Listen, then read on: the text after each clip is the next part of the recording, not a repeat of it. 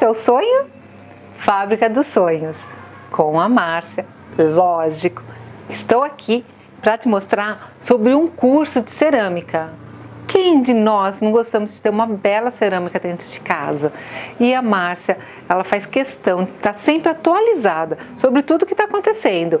E ela estava comentando comigo sobre um curso novo, né, Márcia? Isso, comecei agora. Me conta aí um pouco. Então, é um curso novo que você aprende a fazer a cerâmica, depois você aprende a fazer os desenhos, o modo da cerâmica, o desenho, aí você vai pintar, vai fazer os desenhos, vai pintar e vai fazer envernizar. Certo. Só que esta é diferente das que eu estava fazendo antes. Esta vai no forno a 1.200 graus, 3 horas e meia.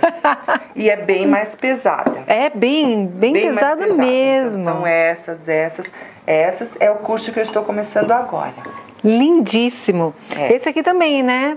Esse sobre o curso, né? Esse é do curso, do outro curso anterior, que a gente faz a pintura em deposita a tinta e depois vai no forno a 900 graus, 3 horas e meia. Já é uma peça mais leve. É bem mais leve, é verdade. Bem mais levinha, E essa daqui é 1.200 graus. 1.200 graus. Tá. Eu achei uma fofura. Isso é mesmo. Esse daqui. Olha que lindinho. Nossa, muito delicadinho. O que acontece é que você pode deixar na mesa, no balcãozinho, né? Só que ele absorve o cheirinho. Né? É um olhinho que você põe aqui? Isso, é uma essência. E a própria cerâmica já é apropriada para poder absorver o aroma. Então, você vai deixar numa mesa onde você quiser e a sua casa vai ficar cheirosa e enfeitada ao mesmo tempo. Não é? Super prático. Então, você joga aqui o olhinho e deixa o cheirinho tomar conta do seu lar. 4 meses. Sério? Ótimo. Aproximadamente 4 meses.